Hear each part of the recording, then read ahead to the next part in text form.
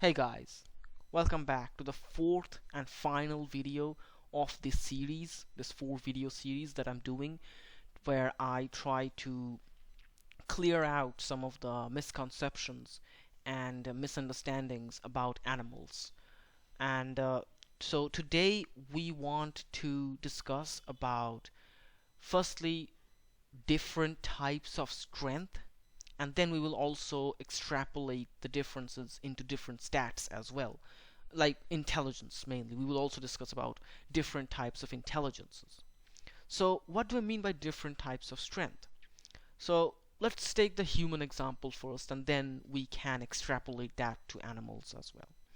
So when you look at, let's say, human fighters, like, obviously human fighter, like fighting games, not actual fighters, but in general fighting games, you will see there are many types of them. For example, there is boxing, there is MMA, there is in general there's shows of strength, right? Like a boxer is really strong because he can throw a really powerful punch. MMA fighter is really strong, or let's say someone who does jiu-jitsu is really strong because they can put people into holes, like different chokeholds or like grapples or stuff like that. Even MMA as well. And on the other hand, someone who's a strong man is really strong because they can lift a lot of weights. And then there are sumo wrestlers as well who can push a lot of the weight due to them being so heavy. So while all of them are strong, you can agree that all of them are not strong the same way. There's difference of strength. Not in terms of like one is stronger than the other, but the strength is different between them. And that is what I wanted to highlight, that animals have this too. Different animals can have different types of strength. For example, let's talk, since we like to talk about versus animals, this is one of the most common battles, is tigers and bears. And people often assume because the bear is bigger, it's automatically stronger. Not quite the case. Firstly, you need to look at their anatomy. So tigers are about 55% muscle, and 85% of that muscle is fast twitch fibers, which means fast twitch fiber is more comparable to like the jet fuel of the, you can say, animal kingdom. It is a very fast burning explosive muscle that can give a lot of power for a very short period of time. This is why tigers are ambush predators, because they don't essentially want to go and run after a prey for a very long duration. This is why they go very close to the prey and run out and utilize their explosive power to pin down massive prey and kill them. So, on the other hand, if you look at a bear, it's not as much muscle. It has only like 30 to 40% muscle, and most of that muscle is actually slow twitch fibers, which is not really built for combative purposes. Rather, it is built for pushing a lot of weight. So what difference does it make? What difference fast twitch and slow twitch fibers would make? And is one stronger than the other? No and yes, depending on the situation. So let's look at this more details, right? So think about whenever something is being hit, right? That's what we measure strength with. Is two things are being transferred. One is the transfer of momentum, and one is the transfer of kinetic energy.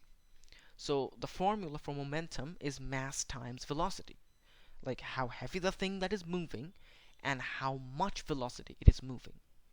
That's the first thing, the momentum. On the other hand, the kinetic energy is equals to half of the sum of the multiplication between mass and the square of velocity. So you can see that the momentum is equally dependent on mass and velocity, whereas the kinetic energy is a bit more dependent on the velocity because it is a term of the square.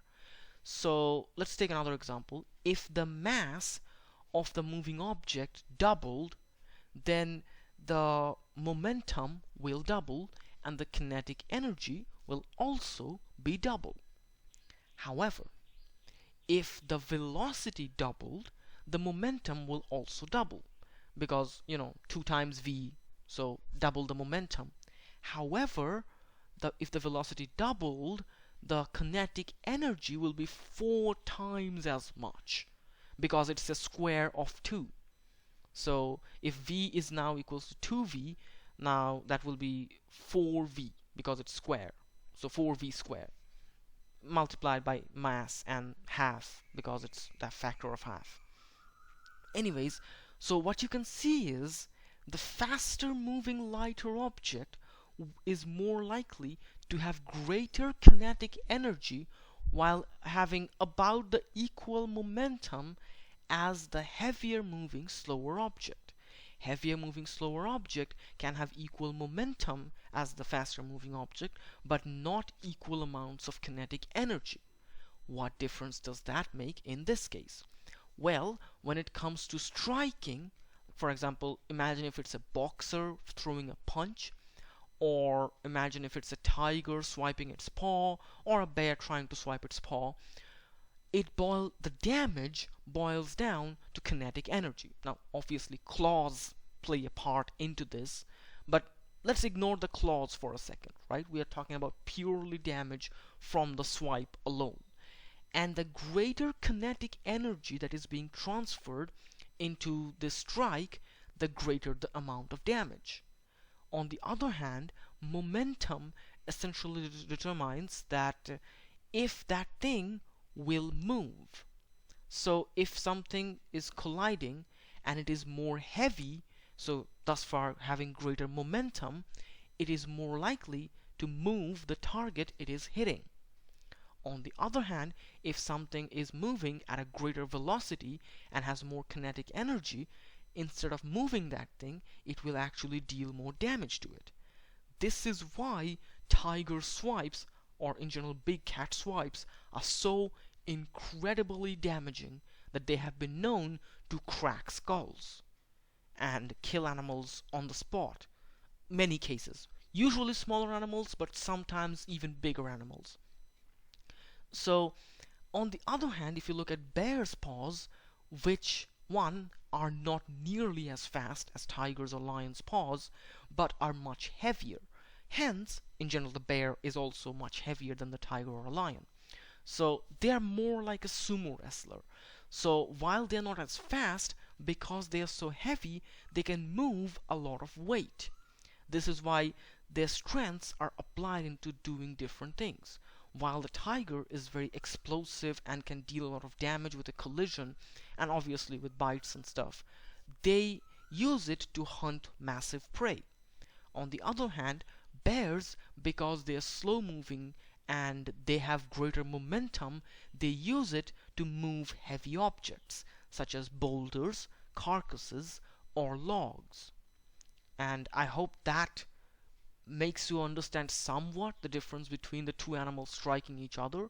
Whereas bears use more sluggish pushing maneuver, where they want to push each other or shove each other while fighting, tigers and lions, or in general any big cats, directly go for swiping, because that deals a lot more damage. Not to mention their razor sharp claws enhance that. But even think about house cats, right?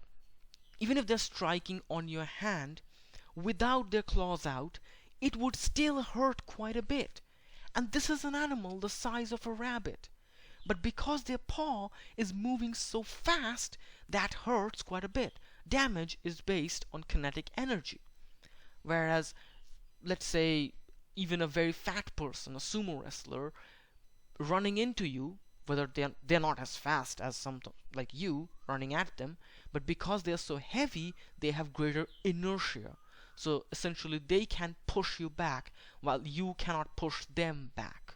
So what I'm trying to say here is the swipes of a tiger is much stronger or more damaging than a bear, whereas the bear is more likely to push an animal away much easier. So now that we have discussed about the strengths, let's look at intelligence of different animals. So there are different kinds of intelligence, obviously. Like, not all intelligence is the same. Like, the same way an artist, an accountant, a military general, and a successful salesman all are intelligent but in different sectors. Similarly, animals are different in their intelligence. For example, a gorilla has very complex social intelligence. It understands emotions much better than many other animals. This is why they can form complex bonds and have different social hierarchies. On the other hand, if you look at a crow, which has amazing problem solving skills and can use different tools to get around different problems. And at the same time, if you look at orcas, which are more coordinated pack hunters and often use their, social intelligence, or you can say planning, to bring down many difficult prey animals. Like in this case, in the picture you see, they use kind of waves to bring down the seal. Like, without coordination, this is not possible. Simply not possible. Like, if all the orcas don't swim together at the same time in sync, that would not have been possible. Now, another thing to note, this is more for the people who create hybrids, I suppose, is when you are using intelligence, you also need to take into account the instinct of the animal. Like, instinct and intelligence go hand in hand.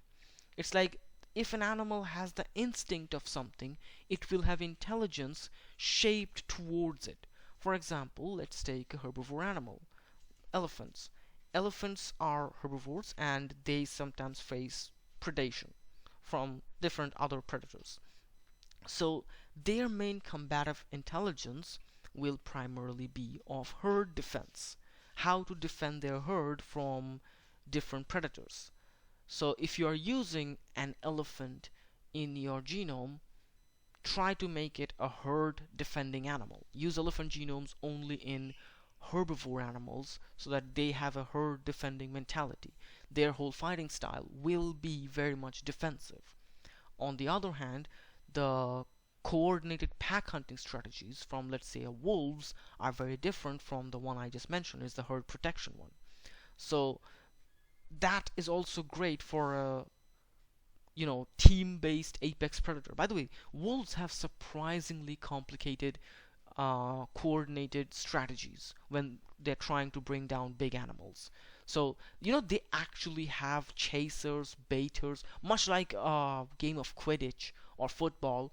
They have dedicated roles and they actually have referees leading them and giving them commands on who would go where and how to flank them, or how to when to bite the prey on the hindquarters, when to lead it towards water, different commands as well. So that takes quite a bit of sophisticated commanding, understanding, and coordination. So there's that, but it's quite different from the herd defense. And due to this social intelligence being into play, a lot of people think solitary animals are dumber. That's not the case. Solitary animals can be incredibly smart. Great example being bears and tigers. Both very solitary animals, but both are way more intelligent than social animals like wolves. Bears are smart enough to open doors.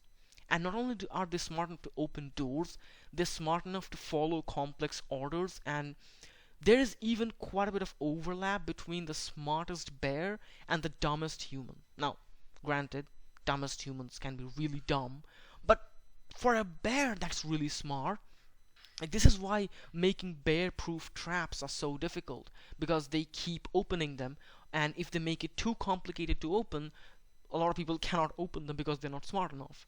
So there is that as well. At the same time, tigers are even smarter.